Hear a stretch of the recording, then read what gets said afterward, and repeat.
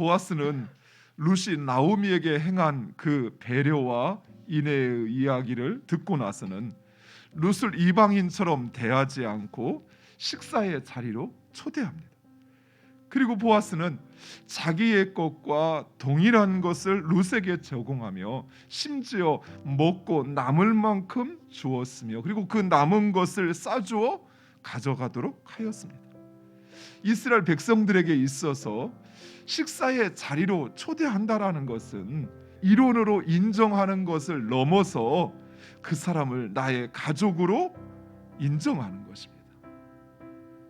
여기서 가족이라고 하는 것은 내 생명을 그 사람에게 담보해 주는 것이에요. 보아스는 지금 룻에게 바로 그 자리를 내어주는 것입니다. 뿐만 아니라 보아스는 룻이 그 곡식을 넉넉히 주울 수 있도록 곡식 다발에서 그 이삭을 빼어줄 만큼 땅에 흘리라고 하며 또한 그녀를 방해하거나 책망하지 말라고 자신의 소년들에게 일꾼들에게 신신당부를 합니다. 이런 보아스의 모습에서 우리는 우리를 인애의 눈으로 바라보시는 하나님을 보게 됩니다. 인애는 히브리 말로 헤세드라고 하는데 이 헤세드는 하나님의 성품입니다. 그의 백성을 사랑하시되 아무 조건이나 이유 없이 끝까지 사랑하시며 그리고 죄를 지은 자가 회개하고 돌아올 때까지 그를 멸망시키지 않으시고 참고 기다리시는 그 긍휼과 은혜를 말하는 것입니다. 이런 인애의 하나님은 그의 백성들도 하나님과 같이 인애의 삶 살기를 원합니다. 즉 인애는 우리가 하나님의 백성이라고 하는 그 표지예요.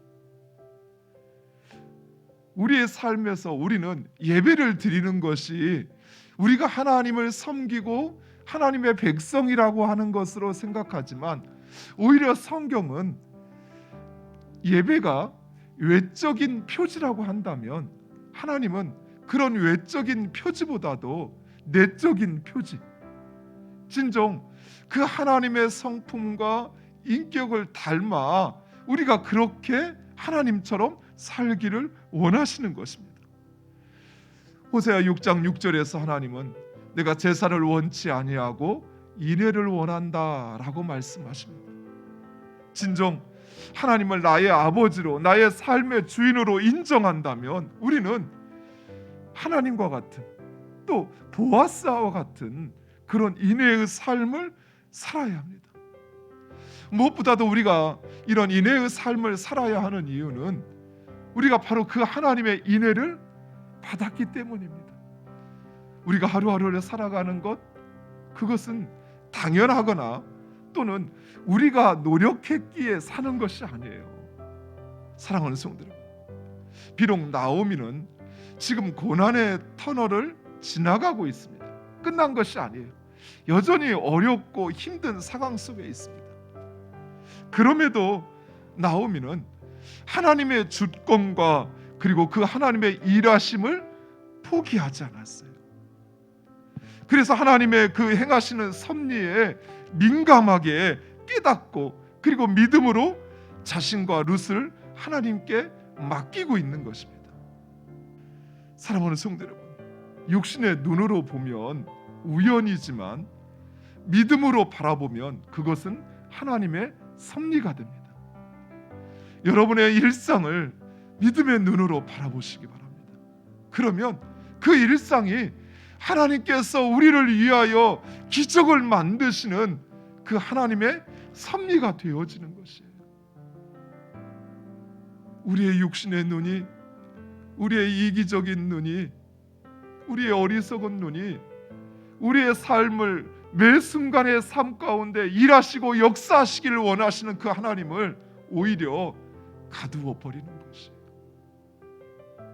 나의 삶에 일어날 기적, 그것을 가로막는 것은 하나님이 아니에요. 바로 나예요. 내가 믿음의 눈으로 바라보지 않는 거예요. 내 육으로 눈으로 육의 마음으로 듣고 보고 있는 거예요. 그러니 그것은 어제와 다를 바 없는 평범한 일상일 뿐인 거예요. 오히려 우리를 힘들게 하며 우리는 어떻게 내가 살아날 수 있을까 나를 지치게 만드는 그 일상이지만, 그러나 믿음의 눈으로 보면 하나님께서 우리를 위하여 하나님께서 그동안 준비하신 그 놀라운 역사를 이루어가는 기적의 현장이 되는 줄 믿습니다. 여러분의 일상이 그 하나님 일하시고 역사하시는 현장이 되기를 간절히 축원드립니다.